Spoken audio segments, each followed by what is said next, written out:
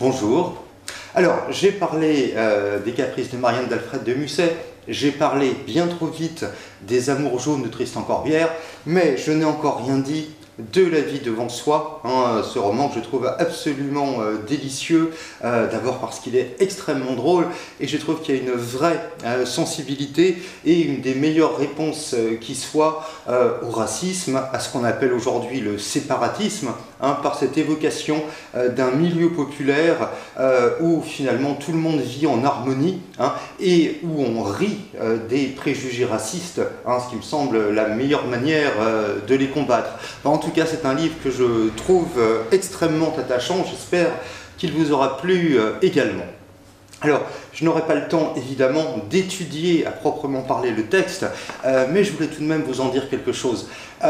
Et plus précisément, en cette période de Noël, je voulais vous raconter une histoire, mais une histoire, je l'espère, assez passionnante et vraiment très éclairante quand on s'intéresse à la littérature. Cette histoire, elle répondrait à cette simple question que vous vous êtes peut-être posée. Pourquoi y a-t-il deux noms d'auteurs sur la couverture, le nom de Romain Gary et le nom d'Émile Ajar. Alors je précise qu'à mon sens, c'est une erreur et que c'est même une astuce commercial, parce que Romain Gary, le nom de Romain Gary est plus célèbre que celui d'Émile Ajar, donc c'est très clairement une manière de promouvoir la vente de cet ouvrage. C'est une raison commerciale qui ne tient pas compte du tout des intentions de l'auteur, puisque sur la première édition, il y avait seulement le nom Émile Ajar qui signait l'ouvrage. Et vous connaissez peut-être quelques éléments de cette histoire, mais j'aimerais y venir dans le détail, c'est-à-dire interroger cet étrange rapport entre deux auteurs, on va le voir très différents, que sont Romain Gary d'une part et Émile Ajar d'autre part. Et pour vous raconter cette histoire, je vais vous raconter finalement deux histoires qui vont finir par se rejoindre, à savoir l'histoire de Romain Gary, puis celle d'Émile Ajar. Je commence par Romain Gary pour des raisons chronologiques. Raison chronologique, puisque Romain Gary, qui ne s'appelle pas encore Romain Gary, qui s'appelle Roman Kassev, naît à Moscou en 1914. Il naît d'une mère juive, ce qui a son importance parce que même si la famille de Romain Gary n'a jamais été pratiquante, si lui-même n'a jamais particulièrement revendiqué son judaïsme, il est évident qu'il a connu dès l'enfance un antisémitisme extrêmement violent. Il faut penser qu'à cette époque-là, en Europe de l'Est, se déroulaient ce qu'on appelait des pogroms, c'est-à-dire des expéditions lancées contre les populations juives de tel ou tel pays. Et puis bientôt, bien sûr, ce sera le drame de la Shoah, cette extermination des Juifs dont la famille de Romain Gary a été victime également. Et puis, il est difficile de ne pas mettre en rapport cette expérience éprouvée très jeune, cette expérience de l'antisémitisme, du rejet, parce que non seulement Romain Gary était juif, mais il était pauvre. C'est donc d'une double exclusion qu'il lui a fallu faire l'expérience. Et je dirais que toute sa vie, Romain Gary en a gardé une profonde sympathie pour tous les exclus, pour tous les opprimés, voire pour certains marginaux. Si cela vous intéresse, et je vous assure que c'est vraiment intéressant, il y a une biographie qui a été consacrée à Romain Gary, justement. Il s'agit de la biographie écrite par Dominique Bonnat, B-O-N-A, qui s'appelle simplement Romain Gary, en édition Folio. Et donc, Dominique Bonnat, dans sa biographie, écrit ceci. Le climat raciste de Varsovie va lui donner pour toute sa vie la haine de l'injustice et des préjugés, qu'ils soient de race ou de classe. Juif pauvre, dans la Pologne conquérante des années 20, il apprend à ne compter sur personne, sinon sur sa propre force, pour se tirer du pétrin. Alors vous pourriez me dire, il est question dans cette phrase de Varsovie, et je vous ai dit qu'il était né à Moscou. Oui, parce que sa mère, qui s'est séparée de son père, décide de déménager, d'emmener son enfant en Pologne et donc s'installe à Varsovie. Mais de manière assez étrange, à Varsovie, elle fait grandir le petit Roman, donc dans une atmosphère, on pourrait dire, de francophilie exaltée. Sa mère vénère la culture française. Elle fait apprendre aux jeunes enfants des fables de La Fontaine, des poèmes de Victor Hugo. Elle lui fait chanter à tue-tête la Marseillaise. Et surtout, c'est important pour la suite, elle rêve d'un double destin pour son fils, et elle n'arrête pas de lui répéter, bien sûr. Elle le rêve grand écrivain français et elle le rêve grand diplomate français. Rêve qui, de la part d'une famille qui vit très pauvrement en Pologne en 1920, peut apparaître totalement fou, bien sûr, mais je reviendrai sur ce rêve que lui a transmis sa mère. Alors sa mère, j'ai dit qu'elle était profondément francophile, ce qui explique qu'elle finit par déménager encore et de Varsovie gagne Nice, où la famille s'installe en 1928, et donc le futur Romain Gary est alors adolescent. Alors, très encouragé, vous l'avez compris, par sa mère, qui veut absolument que son fils réussisse dans tous les domaines, enfin sinon dans tous les domaines, du moins en littérature et en diplomatie. Vous voyez, c'est une mère qui en un sens vit ses rêves par procuration, demande à son fils de vivre pour elle les rêves qu'elle n'a pu accomplir. Donc, Romain Gary, encouragé par sa mère, écrit très tôt. Il écrit, il s'efforce de mettre au point des petits romans. Il y a quelque chose là d'une esquisse de ce qu'il sera plus tard, bien sûr. Et en 1935, Romain Gary obtient la naturalisation française. C'est un détail important parce que c'est ce qui explique qu'il fait son service militaire. Et que quand la Seconde Guerre mondiale explose, eh bien, il fait tout naturellement partie des soldats qui se battent pour la France, en l'occurrence dans l'aviation.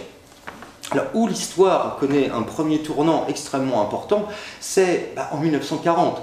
Vous savez que l'armée française capitule devant l'avancée des troupes nazies, qu'un gouvernement, le gouvernement de Pétain, est mis en place.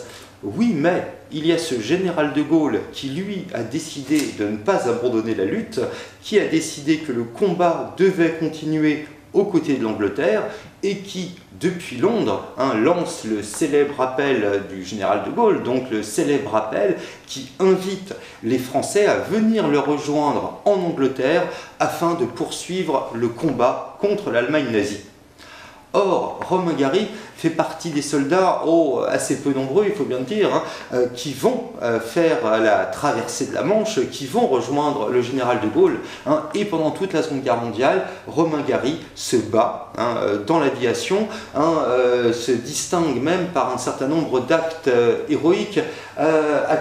Mais je dirais que tous ceux qui participent à ces combats font preuve d'héroïsme d'une manière ou d'une autre. Et d'ailleurs, il y aura très peu de rescapés par rapport au nombre total de ceux qui se sont engagés auprès du général de Gaulle. Beaucoup y laisseront la vie. Alors, c'est là qu'il choisit pour la première fois ce nom, Gary. Gary qui fait penser à l'acteur Gary Cooper, auquel il ressemble un peu à ce moment-là, mais il choisit Gary parce que cela veut dire brûle en russe. Brûle. C'est intéressant, puis je reviendrai à cette histoire du pseudonyme. Parce que vous voyez, un pseudonyme, c'est une manière, on pourrait dire, de faire brûler son ancienne identité, son autre nom, pour renaître différemment. Et le fait que Gary veuille dire brûle me paraît très significatif.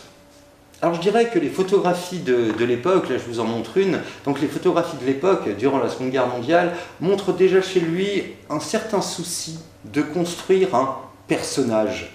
Il y a une manière très particulière d'occuper l'image, de se donner un genre, vous voyez sa fine moustache, une allure qui rappelle justement cet acteur américain Gary Cooper.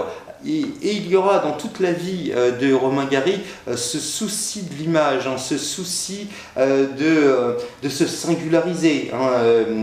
Vous vous en rendrez compte quand je vous montrerai d'autres photographies de Romain Gary. Alors, il construit son personnage et il devient écrivain. C'est-à-dire que pendant la Seconde Guerre mondiale, au milieu des combats, Romain Gary a tout de même trouvé le temps d'écrire et en 1944 est publié son premier livre, d'abord en anglais avant que la version française ne soit enfin éditée en France, donc son premier livre qui s'appelle « Une éducation européenne ».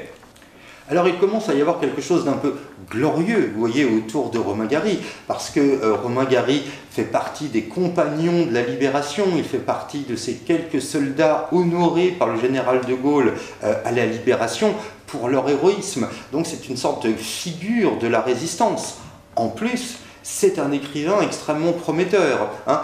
Donc tout semble sourire à Romain Gary, sinon que à la fin de la guerre, hein, il apprend la mort de sa mère. Ce qui, évidemment, vu la nature de leur relation extrêmement proche, le dévaste.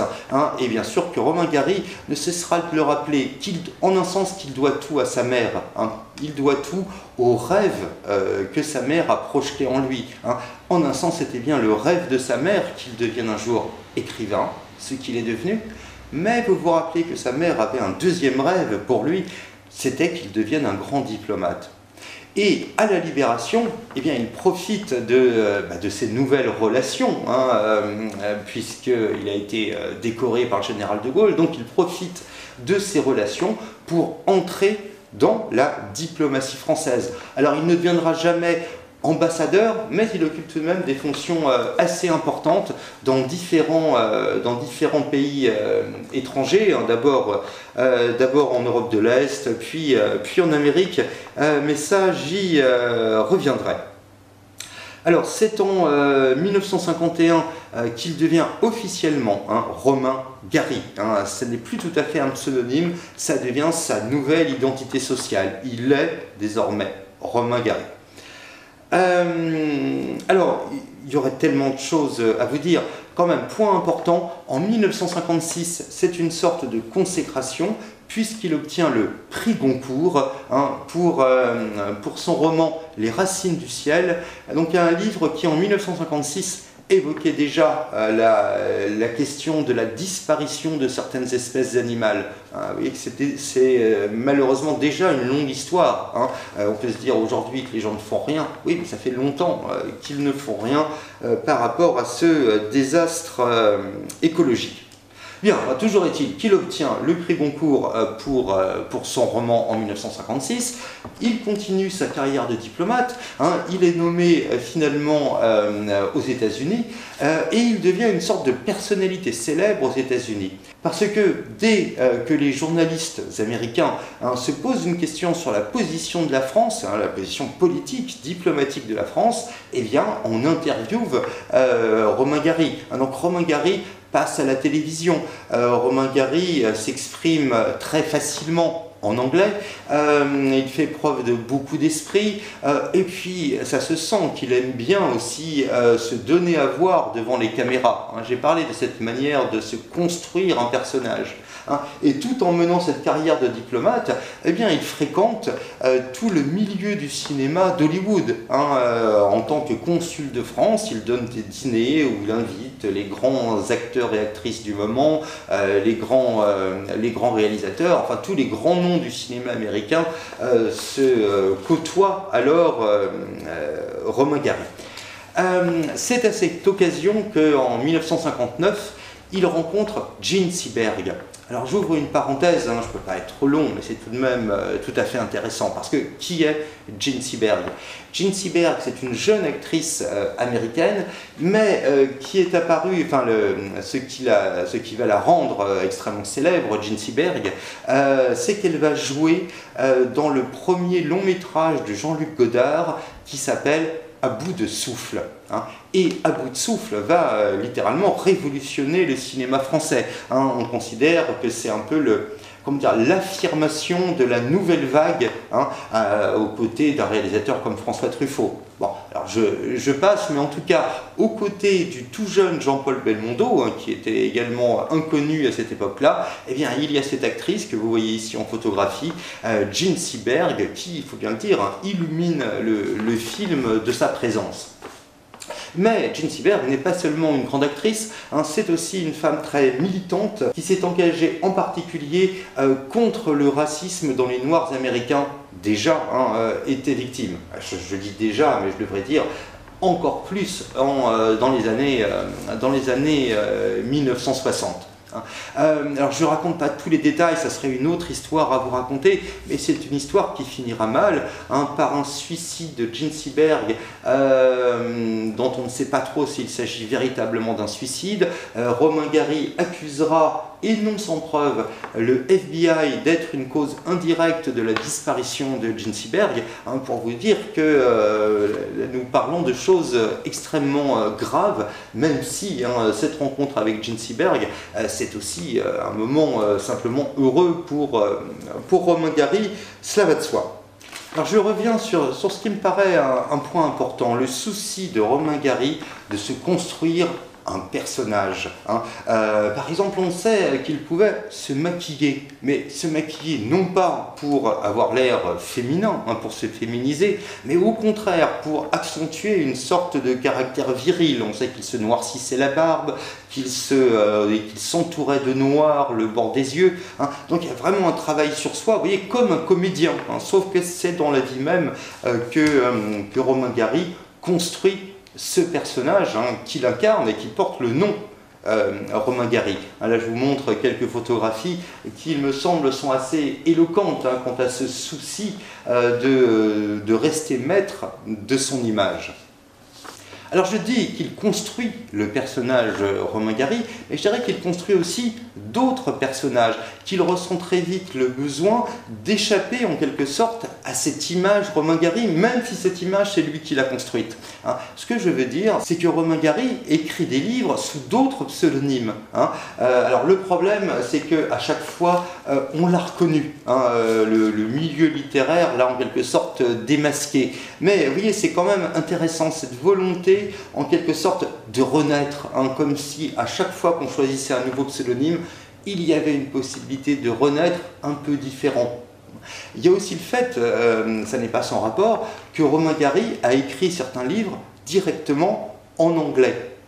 Et je pense qu'il y avait là la même recherche, hein, d'échapper à une image acquise. Hein, parce que, évidemment, une langue plutôt qu'une autre, ça n'est pas rien. Hein, une langue, ça n'est pas simplement un outil servant à s'exprimer. Hein, une langue nous construit. Hein, et dès lors qu'on s'exprime dans une autre langue que celle que l'on a l'habitude de parler ou d'écrire, eh bien, on fait une sorte d'expérience de l'étrangeté ou de l'altérité. Hein. Donc, toujours, il y a ce besoin chez Romain Gary, et à la fois de construire son personnage, mais aussi d'en inventer de nouveaux des personnages. Alors, bien sûr, j'insiste sur ce point par rapport à la suite que nous allons aborder ensuite. Je dis qu'il a besoin de créer d'autres personnages, par exemple en écrivant sous le nouveau pseudonyme.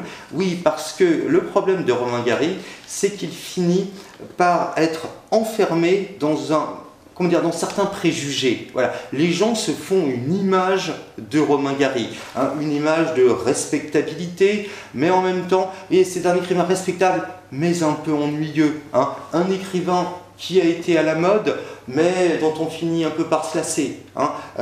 D'où ce besoin qu'éprouve Romain Gary d'échapper à cette image. Alors il y a une photographie que je voulais rapidement commenter en vous la montrant.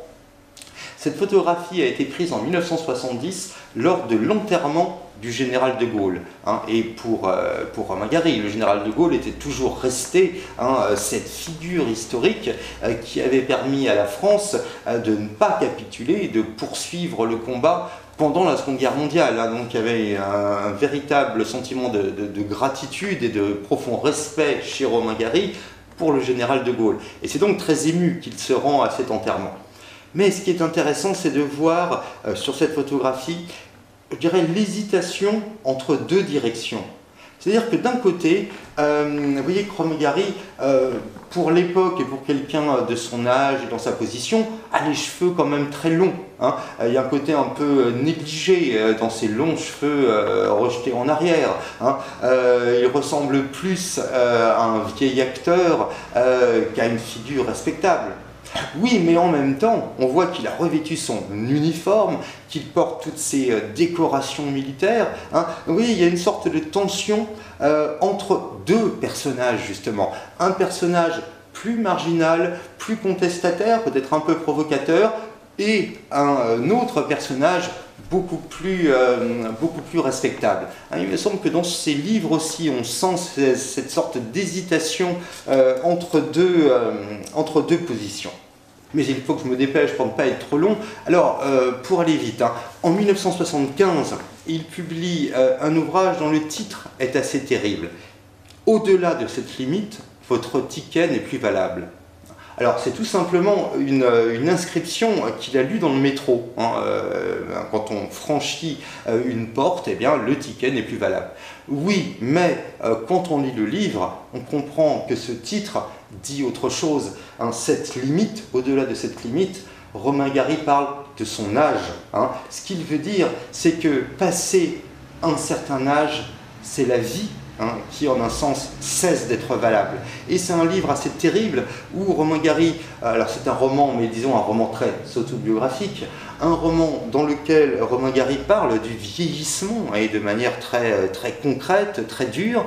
Il parle aussi d'impuissance. Alors l'impuissance dont il est question dans ce livre, c'est une impuissance sexuelle, mais on ne peut pas s'empêcher de penser que c'est aussi une impuissance créatrice, hein, comme si Romain Gary avait donc passé cette limite, hein, comme s'il n'était plus vraiment bon à écrire encore des livres. Alors cette limite, Romain Gary l'a-t-il dépassée? En tout cas, il a eu le souci de la marquer, cette limite, hein, et de la manière la plus terrible, puisque le 2 décembre 1980, Romain Gary se tire une balle dans la gorge. Quelque chose d'assez terrible, évidemment, comme conclusion de cette histoire. Hein. Je vous lis là un passage qu'on trouve justement dans Au-delà de cette limite, votre ticket n'est plus valable. Je n'avais plus tellement envie de vivre d'ailleurs, car à quoi bon gâcher le bonheur? C'était ce moment difficile entre tous, disait Bonnard, lorsqu'on a envie de continuer, mais où votre métier vous murmure qu'une touche de plus au tableau va tout gâcher. Il faut savoir s'arrêter à temps. Terrible cette phrase, il faut savoir s'arrêter à temps quand on pense au suicide de Romain Gary. Mais il y a une question, c'est que cette phrase, il l'a écrite en 1975 et que c'est en 1980 qu'il se suicide. Hein. Donc la question pourrait même se poser, hein, Romain Gary a-t-il su s'arrêter à temps? Pourquoi ne s'est-il pas arrêté en 1975. Hein. On y reviendra, bien sûr, je ne pose pas la question tout à fait en l'air. Mais c'est en tout cas la fin de cette première partie de l'histoire, c'est-à-dire l'histoire de Romain Gary. Il est temps à présent d'évoquer donc l'autre histoire, l'histoire d'Émile Ajar, mais là je serai plus court, hein, parce que l'histoire est plus courte. L'histoire sera plus courte parce qu'elle commence en 1974, hein, donc 60 ans après la date de naissance de Romain Gary. Alors, en 1974, les éditions Gallimard reçoivent par la poste un manuscrit, le manuscrit d'un premier roman, accompagné de toute une histoire rocambolesque et un peu malsaine, un peu louche. Le manuscrit aurait été envoyé du Brésil par un médecin français qui serait exilé après avoir effectué des avortements clandestins et serait donc recherché par la police. Enfin, toute une histoire vraiment bizarre qui entoure ce manuscrit. Alors, les éditions Gallimard se demandent s'il ne s'agirait pas plutôt d'un pseudonyme, hein, que cet Émile Ajar qui signe ce manuscrit, se demande s'il n'y a pas un écrivain qui serait derrière, et puis finalement décide de publier ce roman, et ce roman, publié donc en 1974 sous le nom d'Émile Ajar, hein, c'est ce livre Gros Calan.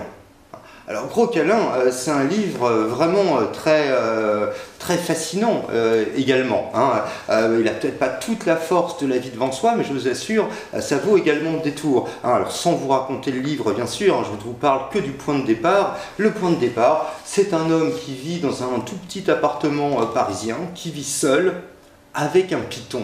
Hein, parce qu'il a un tel besoin d'amour, un tel besoin de tendresse, que se sentir enlacé par le python hein, lui apporte un peu de réconfort.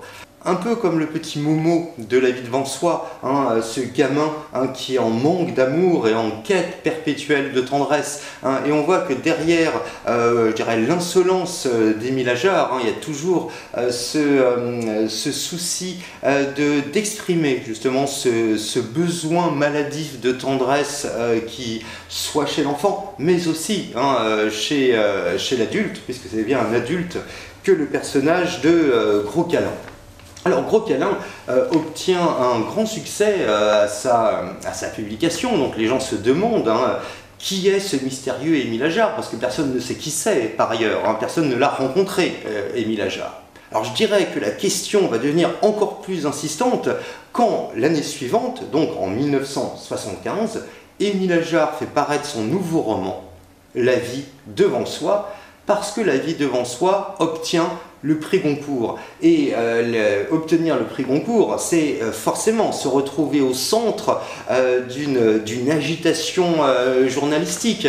Hein, c'est faire qu'on est dans tous les journaux. Le nom du gagnant du prix Goncourt, peut-être plus à l'époque qu'aujourd'hui, est répété en permanence. Donc des journalistes se lancent sur la piste de ce mystérieux auteur qui vient d'obtenir le prix Goncourt. Et ils finissent par retrouver sa trace, effectivement. Hein. Derrière Émile Ajar, il y aurait un certain Paul Pavlovitch, hein, dont est même diffusée la photographie à cette époque-là. Là, je vous la montre tout en parlant. Hein. Donc, ce Paul Pavlovitch qui aurait effectivement une vie un peu de marginal, hein, qui semble en accord avec ses livres, qui finit par quand même donner quelques entretiens à des journalistes. Donc, la curiosité du public est quand même un peu satisfaite, sauf que on se rend compte que ce Paul Pavlovitch est le petit cousin de Romain Gary. Alors immédiatement, ça va de soi, les gens commencent à soupçonner, est-ce que Romain Gary n'aurait pas écrit tout ou une partie des livres d'Émile Ajar? C'est quand même une coïncidence étrange. Or, les deux, hein, Émile Ajar et Romain Gary, nient catégoriquement hein, tout échange, si vous voulez, tout échange littéraire entre eux. Hein, Romain Gary fait même paraître un texte dans le journal Le Monde hein, où il dit « J'affirme que je ne suis pas Émile Ajar et que je n'ai collaboré en aucune façon aux ouvrages de cet auteur. » Donc ça paraît net, et de toute manière, il suffit de regarder les livres de Romain Gary d'une part, et puis les livres d'Émile Ajar d'autre part. A priori, ce sont deux écritures parfaitement différentes. Hein. L'écriture de Romain Gary, si vous voulez, serait plus classique, hein, tandis que celle d'Émile Ajar, vous vous en rendez compte en lisant La vie devant soi, est une écriture tout à fait originale, une écriture souvent, j'allais dire, fautive, hein, mais fautive par rapport à des règles un peu trop rigides de la langue. Évidemment, il ne s'agit pas de lui reprocher, au contraire. Hein, c'est par là qu'Émile Ajar fait preuve de toute son inventivité, sa créativité. Hein, c'est quelqu'un qui n'hésite pas à réinventer la langue, en quelque sorte. Mais oui, mais ça semble l'écarter de Romain Gary. Hein, ce qui fait que, à la fois, les dénégations de Romain Gary et d'Émile Ajar et le fait que les écritures soient différentes tend à faire taire un peu les rumeurs. Et puis ce qui achève de faire taire les rumeurs, c'est que Émile Ajar publie un livre qui s'appelle Pseudo, dans lequel il règle ses comptes avec Romain Gary. C'est un livre assez violent, Pseudo. D'abord parce qu'on a l'impression de lire le livre d'un fou. Vraiment, c'est l'impression que ça fait. C'est totalement délirant finalement, comme si on avait accès à une crise de délire. Et dans cette crise de délire, il n'hésite pas à insulter Romain Gary, à l'humilier et même à lui prêter une certaine jalousie. Hein. Manière de dire, vous voyez, ah bah oui, lui il est vieux et déclinant, il n'a plus grand chose à dire, donc il est jaloux de moi, hein, qui, jeune, m'affirme comme un écrivain prometteur. Et donc Romain Gary a tout intérêt à faire croire que c'est lui, Émile Ajar, alors que non, je sais bien que c'est moi, Émile Ajar. Hein, c'est à peu près ce qu'on lit dans ce texte. Donc, quand on lit ce texte, on se dit que, ah bah oui, Émile Ajar, c'est Paul Pavlovitch qui a l'air à moitié fou et qui a l'air d'en vouloir énormément à Romain Gary. Bon, ce qui fait que les soupçons qui portaient sur Émile Ajar semblent dissipés. Et on pourrait dire fin de l'histoire, puisque Romain Gary d'une part, Émile Ajar d'autre part, vont continuer à publier des livres, chacun de leur côté, jusqu'au suicide donc, de Romain Gary en décembre 1980. Or, quelques mois après la mort de Romain Gary, l'histoire rebondit. C'est-à-dire que, j'espère que je ne vais pas être trop confus parce que ça en finit par être un peu compliqué. Paul Pavlovitch, donc celui qui était derrière le pseudonyme Émile Ajar, donc Paul Pavlovitch publie un livre sous son propre nom. Cette fois, il n'y a pas marqué Émile Ajar sur la couverture, il y a marqué Paul Pavlovitch, son véritable nom.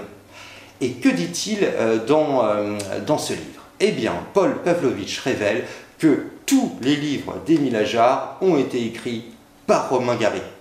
Que tout cela, c'était une vaste supercherie.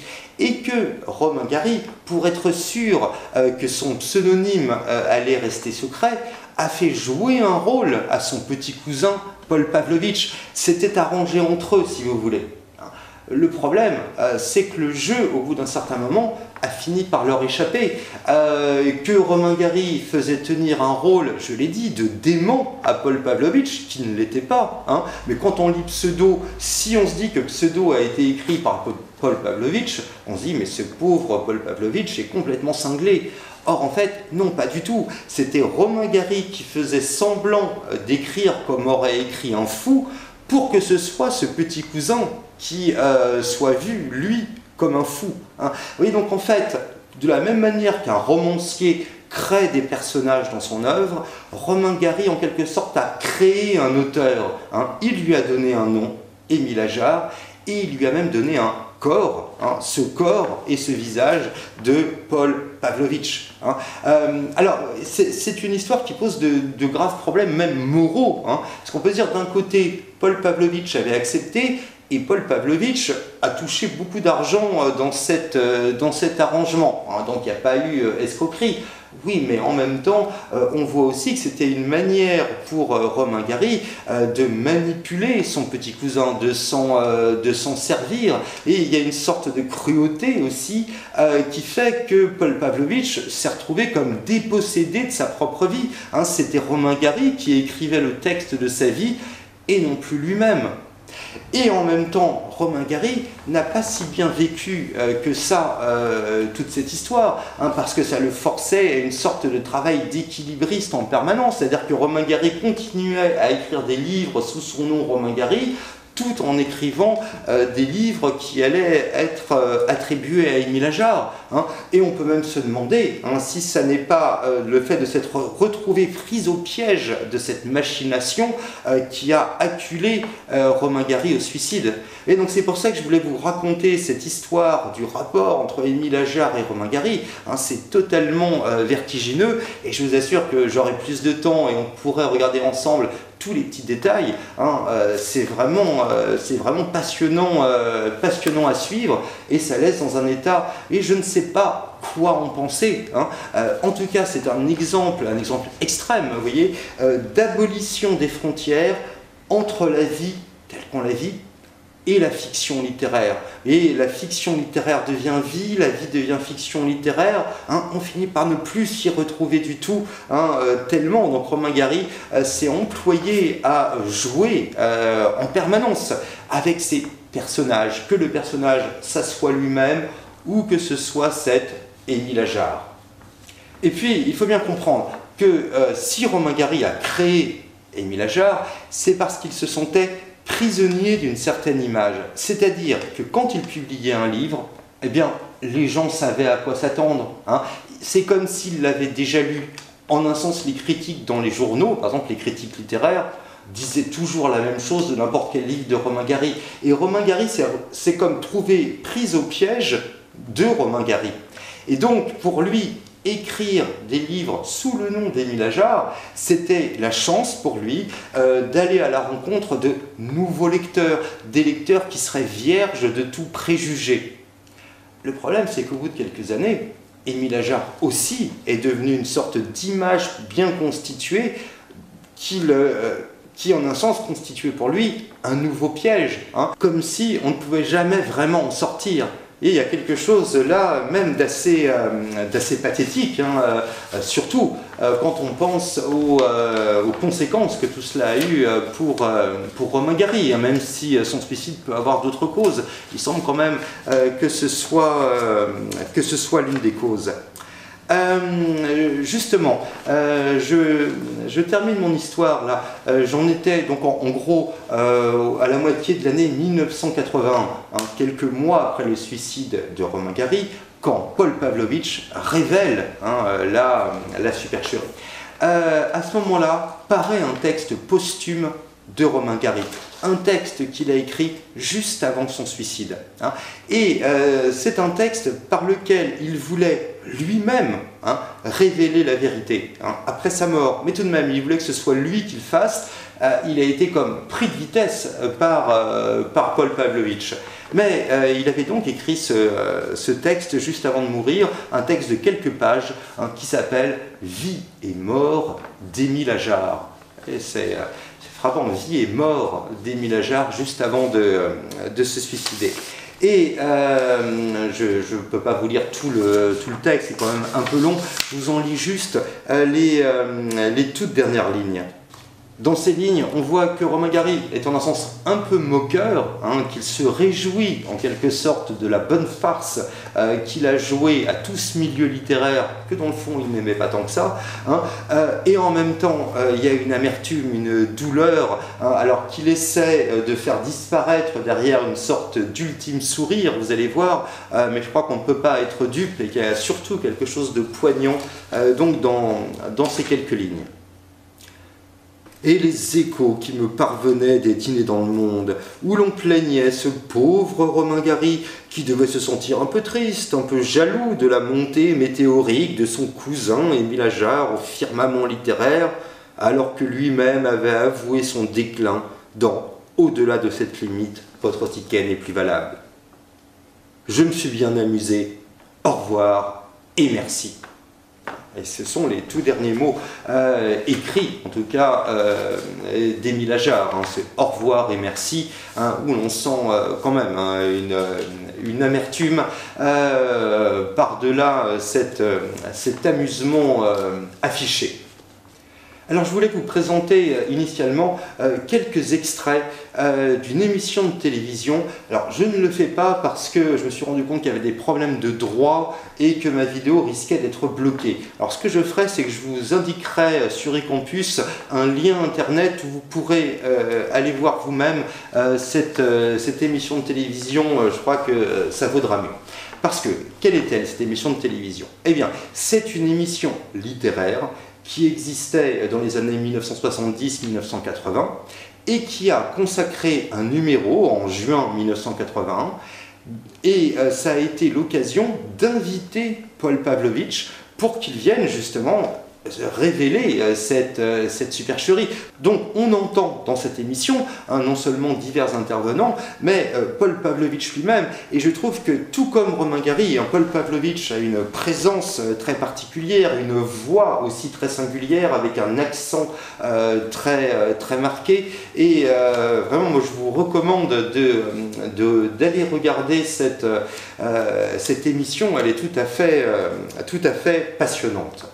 Alors, comment revenir, puisque c'est quand même notre propos, comment revenir à La vie devant soi? Bien d'abord, je voudrais vraiment insister là-dessus. 1975, c'est donc l'année de publication de La vie devant soi, mais c'est aussi l'année de publication de Au-delà de cette limite, votre ticket n'est plus valable. Livre dans lequel, j'en ai parlé, Romain Gary semble dire que c'est fini pour lui. Hein. La création ça n'est plus le moment en quelque sorte. Vous voyez donc en quelque sorte en 1975, Romain Gary meurt, j'allais dire, ou en tout cas annonce sa disparition avec ce livre, mais il renaît en même temps avec celui-ci, hein, qui est en plus un titre, La vie devant soi. Et les deux titres s'opposent complètement. Il y en a un qui est une affirmation de jeunesse conquérante, là où l'autre est une sorte de résignation du vieillissement. Hein. Donc c'est très frappant ce contraste, et se dire qu'un même écrivain a pu écrire la même année ces deux livres, il y a quelque chose là, je trouve, de tout à fait vertigineux.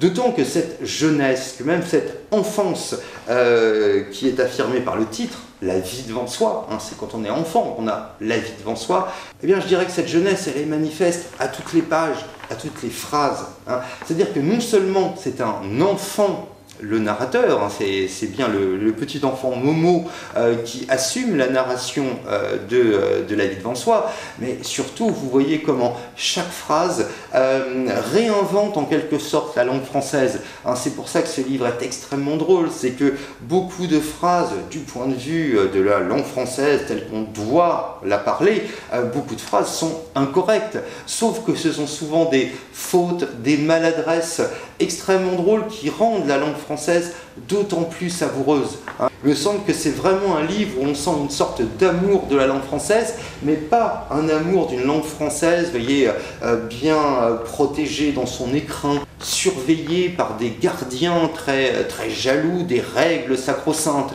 Non, c'est une langue française, on pourrait dire, insolente, espiègle, hein, qui n'est pas là pour respecter des règles. Hein. Tout comme Momo, d'ailleurs, hein, dans cet ouvrage, La vie devant soi.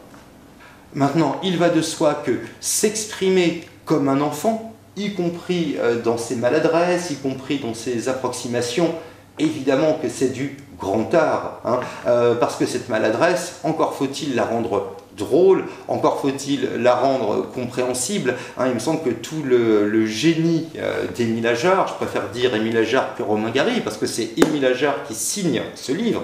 Vous allez dire oui, mais Émile Ajar, c'est Romain Gary.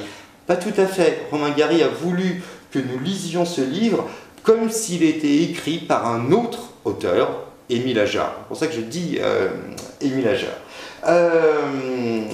Donc, lire ce texte d'Émile Ajar, hein, oui, c'est être confronté en permanence à cette sorte de joyeuse insolence qui transgresse les règles de la langue, qui transgresse aussi le bon goût. Hein. Il y a quelque chose de bouffon dans La vie devant soi, de grotesque, hein, et en particulier ce personnage de Madame Rosa. Hein. Alors je note au passage qu'à la parution du livre, hein, certains critiques littéraires ont cru bon de reprocher à Émile Ajar son antisémitisme en raison de certaines phrases de La vie devant soi. Bon, inutile de vous dire combien cette lecture était idiote, combien ces critiques littéraires n'avaient vraiment rien compris, parce que s'il y a bien un écrivain qu'on ne peut pas soupçonner d'antisémitisme, c'est ce Romain Gary qui en a suffisamment souffert toute sa vie de cet antisémitisme.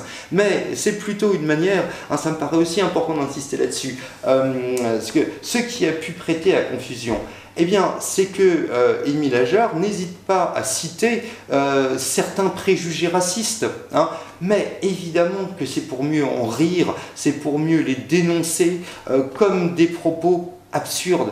Il est bien évident que pour Romain Gary, hein, il y a une seule chose qui compte, c'est l'humanité, hein, et que ce partage en race, en classe sociale, tout cela l'a toujours scandalisé, hein, et les textes ne manquent pas, hein, dans l'œuvre de Romain Gary qui irait dans ce sens. Hein, je dis bien Romain Gary parce que finalement, il y a bien sûr un rapport entre les livres de Romain Gary et les livres d'Émile Ajar. J'ai dit tout à l'heure qu'ils n'étaient pas écrits de la même manière. C'est vrai du point de vue de la langue.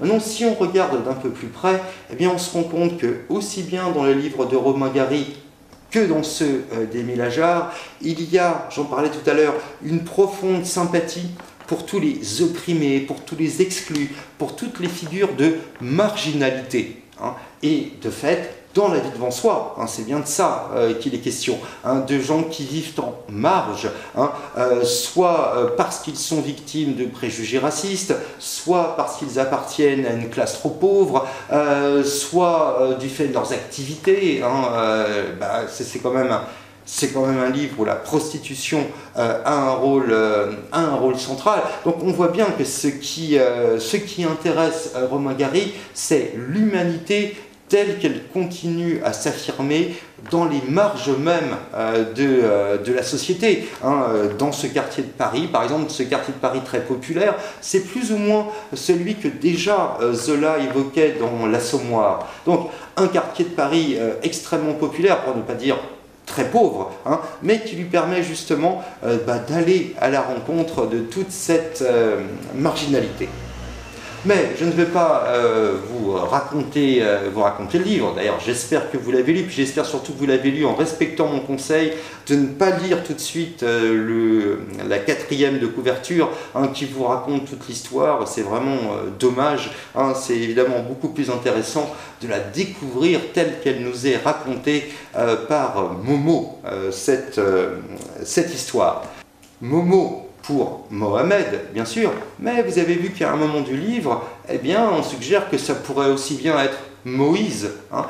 Et c'est important pour Romain Gary. C'est une manière de se situer au-delà, hein, d'un conflit entre juifs et arabes. Hein. Vous voyez ce redoublement mot, eh bien, on pourrait dire c'est à la fois Mohamed et à la fois Moïse. Hein. En tout cas, ça a été une des grandes convictions de Romain Gary pendant toute sa vie, hein, qu'il fallait à tout prix en finir avec des affrontements qui n'ont pas de raison d'être si l'on considère d'abord notre humanité même. Alors je ne voudrais pas être trop long, et puis peut-être que l'histoire que je viens de raconter était déjà bien assez confuse comme ça, mais moi je vous conseillerais de vous renseigner sur cette histoire. Je vous assure qu'elle est tout à fait passionnante, et donc commencez par aller voir cette émission de télévision. J'essaierai de penser à publier le lien sur eCampus. Je vous souhaite bonne chance pour les travaux que vous avez à faire. Essayez tout de même de profiter des fêtes et bien, je vous remercie une dernière fois de votre attention. Au revoir.